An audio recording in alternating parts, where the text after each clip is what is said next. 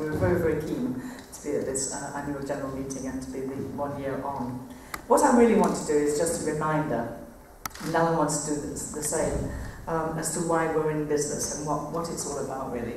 And just to launch off so that we can have a discussion among ourselves about the whole area of gender, of violence, of what we see in terms of what's coming out. I was interested just yesterday when I opened my Google box and found that there were 4 items on violence to women just in our own culture yesterday. One was in the Telegraph, where it was looking at the rise of domestic violence amongst middle-class families, and pointing out that in incidents where this had not happened before, apparently not happened before, was now because of the pressure of unemployment or redundancy or finance or whatever, the men in the families were taking it out on their wives. And there were a whole range of new reports in terms of violence, domestic violence was happening in stress conditions. And then shortly after that, I looked at an article in The Guardian which had a very similar flavour and was talking about the ways in which young girls witness violence in the home and see this as normal. So when they go into relationships themselves, they're not actually, they haven't got the framework, the mentality, the understanding in order to resist. And because it's been increasingly seen as a normal part of an intimate or family relationship, it simply is perpetuated.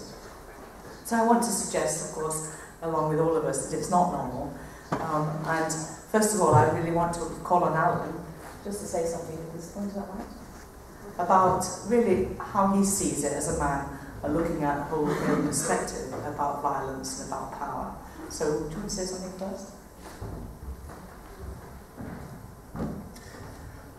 Yes, I suppose one of the things that I mean, just thinking throughout this year about this issue is just as a sociologist, you suddenly become aware of all the what I'm now calling support structures are there for this pattern of violence. And I just feel that we as men have got to go through a kind of pattern of thinking and re-examination, in a sense, to cleanse ourselves from a whole load of this stuff. I mean, it seems to me fairly clear that the central issue all the time is the way often violence is used as a pattern of control. And I'm just very struck by this assertion of my will be done, that very often we men resort to, my will be done. And the contrast between that and the Lord's Prayer, where really it is God's will be done, rather than my will be done. But this pattern of control and power just seems to me to be everywhere, and men have been struggling with it for ages and ages. And it's been there in business life and work life for men. You think back to the struggle of the unions and so on, and everything was conceived in terms of power and control and business control and so on. And that's still a very strong pattern there. I mean, just a couple of days ago, I saw 5 suited men sitting on the Conservative Party conference platform. Not much has changed there, is it? They were very clearly in control.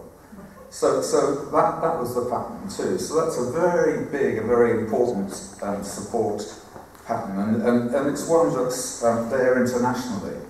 We were just talking a couple of days ago about this pattern that's there in Africa, where basically the men sit around and decide things, and the women are out in the fields actually doing the farming, and the way the control of farming in Africa has largely been men controlling women doing the work. That's there too. But then a second pattern that I just think is very widespread and we need to come to terms with and be aware of is the way in which so many men are now living alone and out of relationship for very important formative parts of their lives. Often they experience family breakup. And when family breakup occurs, one of their solutions is to go out of the home and, in a sense, to leave the family and stay out of the family for a long period of time. And there are an incredible number of men who are living alone for long formative periods of their lives. A lot of men too are very strongly into media preoccupations, computer games and a whole range of things like that further isolate them. And sometimes jobs are very isolating. And what you have is a whole load of people who don't have the tools for learning relationships, don't have the normal pattern of reciprocal relationships that occur through that, because they're now alone and out of family. And then too, I've just become aware of another tradition that seems to me to be very important. And it focused for me around that television programme Men Behaving Badly, which was often seen as a bit of a joke, but I don't think it was. Because I think one of the things that's happened in that tradition is that men learn to behave badly as a way of saying to women, well, stuff you, we're going to behave the way we want, and we're going to make sure that we don't have any impositions from us. And once you put that position out on the table, you suddenly become aware of an incredible prehistory to that situation. I mean, it seems to me to go back to Queen Victoria, who actually did a lot to, and during that period, the Christian community did a lot to reform family life. But you've got a tension between Queen Victoria, on the one hand, who often is castigated for being so moralistic and strict, along with the Salvation Army and a whole range of other groups. And then you've got the Prince of Wales, and you've got the music halls, and a whole tradition that's been there for a long period of time that effectively is men behaving badly and saying, this is what we can do, and we're not going to be subject to the constraints that are about normally. And allied with that, of course, is the institutionalisation of drink and anger. So the whole history of pubs very often has been male, and it's been associated with men getting drunk, coming home, and being involved in abuse. Now, that actually took quite a beating. It took a beating in the First World War when the beer was watered down radically so that our soldiers could actually fight rather than just mess up. And there were controls, very strict controls put on drinking hours and so on, so that this element, this pressure into family life was very, very restricted. But I remember being at a select committee meeting in the House of Commons where they were discussing the extension of drinking hours. And there was one MP there who was probably a Christian. And he was arguing vehemently against this. He was saying, on the one hand, there will be road accidents that occur, people will be killed because of this decision. And on the other hand, he was arguing that it would just encourage bad behaviour. And the rest of the MPs there, I suspect, were linked to the drinks lobby in some way or another, and they just towed the line, voted the thing through. And so what we've had is a return to these Victorian patterns in many situations, especially with the young. And this is a conscious social decision. It isn't just something that happens. We don't just suddenly get the laddishness and drunkenness that's encouraged now. Of course, it's encouraged both for men and women in a way it wasn't in the Victorian era. What we get is something that has been planned and fomented by a whole load of people involved, and on the whole, probably there's money behind it. And then I do think another area is actually the lavishness associated with fast cars, the use of machines and so on, and other forms of male control. But I just want to focus for a while on war, weapons and conquest. I mean, we know how much this is part of the situation in DRC.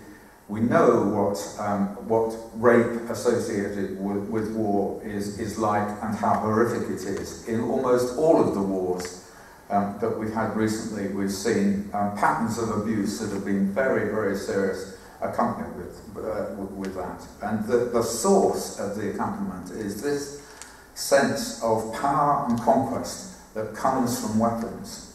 And what amazes me is how strongly we in Britain are still a militaristic society.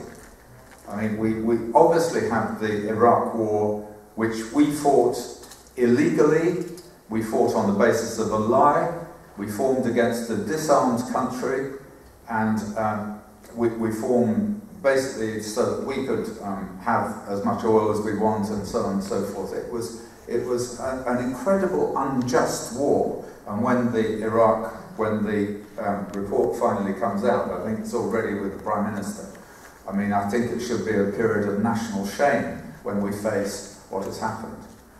But of course, we're now engaged in another war, and I mean, I don't know whether you're aware that this is actually in contravention of UN Resolution 1973. That resolution upheld the Gaddafi regime, and it also established an arms embargo, and quite clearly probably we and France and others have been pushing arms at the rebels on a vast scale. So we have fomented a civil war, been engaged in it, and it's part of this ongoing militarism that's been very much part of British history. And militarism and personal control are very closely interlinked. I mean, fortunately in Britain we don't have domestic gun ownership on the scale they do in the States, but you can see in the States especially the way weapons play both domestically and also in terms of the national policy. So what it seems to me we've got, and all of us men participate in it in a variety of ways, are support systems that are there in our culture that on the whole say, my will be done. We men want to control the public spaces. We want to dominate.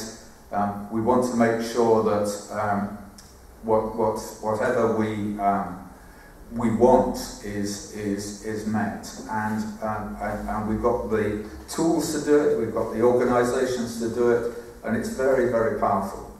And the question is whether we can really step out of these. And of course, when you walk through the Gospels with Jesus, you step out of every one of those in such a radical and pervasive and peaceful and life-giving way that it just is so wonderful to make that move. But I'm just challenged by this, by Elaine, by Restored, and by what's going on day by day.